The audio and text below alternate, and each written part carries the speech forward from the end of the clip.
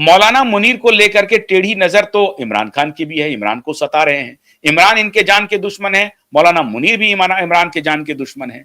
अब एक दूसरा बवाल और मच गया। नवाज शरीफ और शहबाज शरीफ जो अभी मौलाना मुनीर के साथ अब तक खड़े थे, उन्होंने भी खुद को पीछे खींच लिया है। अब ये दबाव कहां से आया है? क्या नवाज शरीफ और शहबाज शरीफ पर सी जिनपिंग का दबाव है, व्लादिमीर पुतिन का दबाव है कि आप जिस तरह से एडवांस हो रहे हैं डोनाल्ड ट्रंप को लेकर के, ये ठीक नहीं है, आपको रहना तो हमारे ही आसपास है, आप परेशानी में पड़ जाएंगे। तो नवाज शरीफ और शहबाज शरीफ ने साइन करने से मना कर दिया। शहबाज शरीफ ने मना किया, नवाज शरीफ तो उनके बड़े भाई हैं, वो पीछे से रिमोट कंट्रोल कर रहे हैं। तो शहबाज शरीफ अभी प्रधानमंत्री हैं, साइन उन्हीं को करना है। तो अगर साइन नहीं किया है तो क्या सी जिनपिंग और व्लादिमीर पुतिन का संदेश पहुंच गया है नवाज, शहबाज और मौलाना मुनीर पर? तीनों खतरे में आ गए हैं। तीनों के तरफ इन दोनों की नजर टेढ़ी हो गई है। और अगर इन दोनों की नजर टेढ़ी हो गई है तो भारत की बहुत बड़ी डिप्लोमेटिक जीत है। ये भारत की ये सबसे बड़ी डिप्लोमेटिक जीत है कि दो देश जो अभी तक उनके साथ खड़े थे, कम से कम चाइना काफी हद तक साथ खड़ा था, आज अगर भारत को सिक्योरिटी काउंसिल में जगह नहीं मिल रही है तो चाइनीज ही है जो वीटो लगा देते हैं। बाकी तो सब भारत के साथ खड़े हैं, लेकिन चाइनीज ही जो वीटो लगाते हैं। अब भारत ने जो टैक्टिकल शिफ्ट किया है चाइना की तरफ, और चाइना को लग रहा है कि भारत अगर हमारा दोस्त बन रहा है तो विश्वास तो उनको भी हम पर नहीं है और हमको तो उन पर है ही नहीं। लेकिन अगर ये परिस्थिति के वजह से हम दोनों करीब आ रहे हैं तो इस रिश्ते को और बड़ा किया जाए, और इस रिश्ते को और फाइन ट्यून करने में संभव है कि व्लादिमीर पुतिन भी रोल प्ले कर रहे हो, क्योंकि व्लादिमीर पुतिन को अमेरिका से दोस्ती उसको हो नहीं सकती। वो दोनों परंपरागत रूप से दो ध्रुव पर खड़े हैं।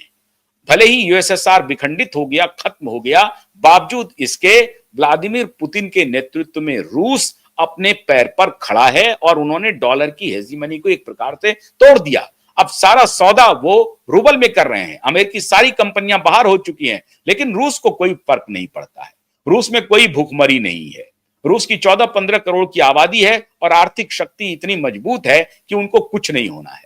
तो रूस ये मालूम है कि वो एक आर्थिक शक्ति भी है, इसलिए रूस के बारे में जब भी कोई आपको इस तरह की खबर मिले कि रूस तबाह हो रहा है, रूस तबाह हो रहा है, रूस इस जन्म में तबाह नहीं होगा, क्योंकि अपनी आबादी के हिसाब से उनके पास वो सब कुछ है जिससे वो वर्षों सालों आराम से अपनी जिंदगी चला सकता है।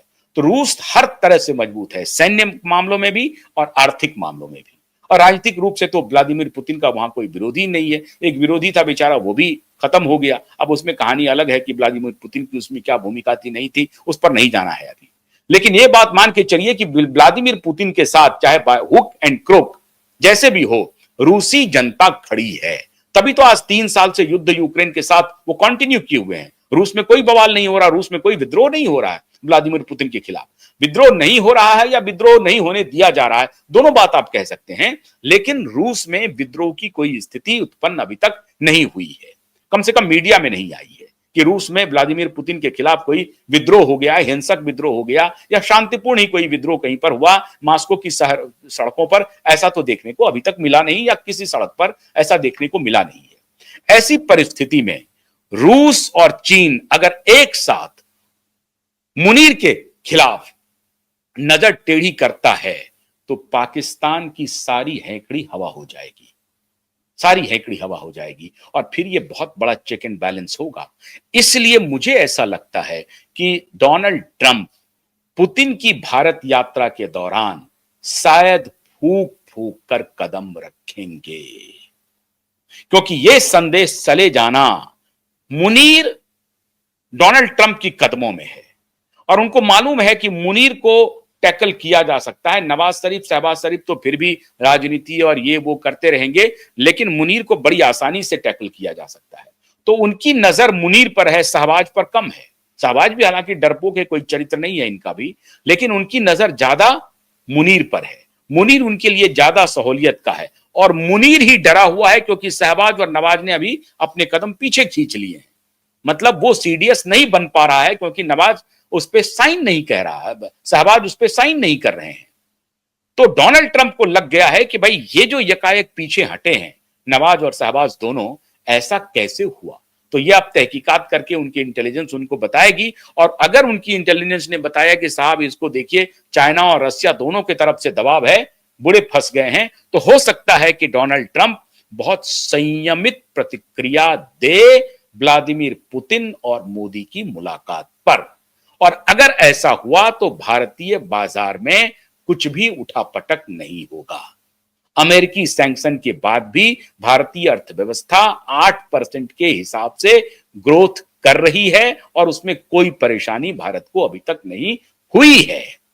ऐसी परिस्थिति में डोनाल्ड ट्रंप को यह पहले से एहसास है कि जो पहले हमने सैंक्शन किया, जो टैरिफ इंपोज किया, एक्सेसिव टैरिफ इंपोज किया, उससे भारतीय अर्थव्यवस्था पर अगर कोई असर नहीं पड़ा तो एक बार फिर दोबारा हम टैरिफ बढ़ा करके अपनी भद्द ही पिटवाएंगे, अपनी हंसी ही उड़ाएंगे और मजाक के पात्र बनेंगे। और आप एक बार डरा सकते हैं, शेर आया शेर आया शेर आया, और अगर बार बार आप ऐसा करेंगे तो आपको वो गीदड़ बना देगा।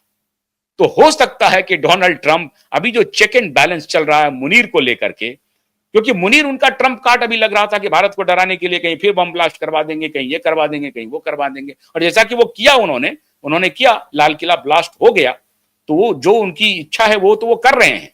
बावजूद भारत कहीं विचलित नहीं हो रहा है। और भारत का जो अपना जियोपॉलिटिक्स है, अपनी जो समझ है कूटनीति की, उस पर बहुत खरे उतर रही है। ग्लोबल साउथ को भी साध लिया, रसिया को साधने जा रहे हैं, चाइना के साथ संबंध अभी धीरे धीरे अगर बढ़ नहीं रहा है तो घट भी नहीं रहा है, स्टैग्नेंट है। और स्टेलमेट और स्टैग्नेंट नहीं कहे, स्थिर है संबंध, ना तो घट रहा है ना बहुत तेजी से बढ़ रहा है। और अगर कोई संबंध में सुधार की या संबंध में बदलाव की होगी, आपको संकेत मिलेंगे तो वो बढ़ने की तरफ मिलेंगे। चाइना और भारत के संबंध बढ़ेंगे, अच्छे होंगे, सुदृढ़ होंगे, घटेंगे नहीं, टूटेंगे नहीं। अभी की स्थिति तो यही है। तो डोनाल्ड ट्रंप के लिए बहुत फूक फूक करके कदम रखने का वक्त है। इसीलिए हम उम्मीद करते हैं कि डोनाल्ड ट्रंप व्लादिमीर पुतिन और मोदी की मुलाकात पर संयमित रिएक्शन देंगे, क्योंकि चाइना और रसिया दोनों ने चेक दे दिया है और इस चेक को अमेरिका समझ रहा है। तो आने वाले दिनों में लेकिन भारत को सतर्क होकर चलना है, भारत के बाजार को भी सतर्क होकर चलना है कि डोनाल्ड ट्रंप के किसी बयान पर आप पागल ना हो जाएं और आप औंधे मुंह फटाफट आपका शेयर न गिरने लगे। तो इसके लिए भी आपको सचेत रहना है। देखते हैं आगे होता है क्या। 4 तारीख की पहले से शुभकामना मोदी और पुतिन की मुलाकात की। बहुत बहुत शुक्रिया। नमस्कार।